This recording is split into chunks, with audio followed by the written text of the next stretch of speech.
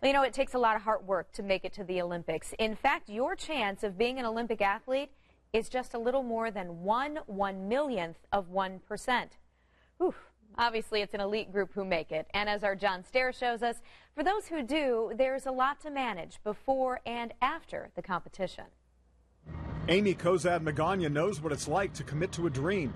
She worked for years to make the 2016 U.S. Olympic diving team, making as many as 100 dives a day, followed by hours in the weight room, and then more training for core strength and movement.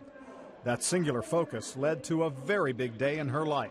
I remember walking out the day of my competition, and you do your introductions, you walk around the pool, and you go and you stop, and thinking like, oh my gosh, this is happening. I'm doing this right now.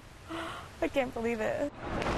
A surreal experience, and while it didn't end on the medal podium, it put her in front of an audience of billions of people for a few fleeting moments in Rio. Whether it's in the pool or on a ski slope, the thing with most Olympic sports is that they're not mainstream. So while a lot of people pay attention during the games, there's not as much interest in the intervening years. So for athletes who become household names in the short term, they soon learn they have to live their lives in the long term too. Psychiatrist Chris Bojrab works with athletes who struggle making the transition from the big stage back to real life. I think for most of these Olympians, I think the issue is more about just the confusion over, well, I hadn't really considered what was next. What do I do now? So Hoosier Olympian Nick Gepper is one example. He has been open about his battle with substance abuse, depression, even thoughts of suicide, following his bronze medal performance in the Olympics 4 years ago.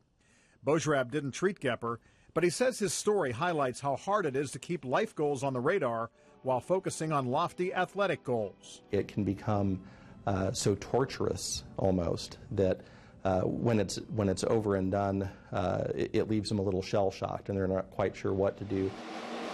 It took Amy some time to figure it out. Just weeks after her Olympics, she got married. 2 life-changing events in a row. After I got through the honeymoon, then it hit me with the now what question. And she has an answer. Her name may be etched on the wall at the IUPUI Natatorium where she qualified for the 2016 Games, but she'll tell you that past success is only a part of her story. I love my life. I've created this life for myself where I have a husband who loves me, and I have these 2 puppies that are going to love me no matter what.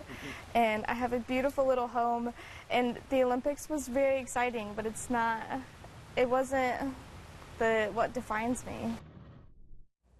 Psychologists would call that a healthy perspective, and it should serve her well as she is now back in training for a shot at the 2020 Olympic team. By the way, she is also pursuing a master's degree in accounting, and she's interning with a local company 15 hours a week. No doubt she'll be successful. That's all? I know. Wow.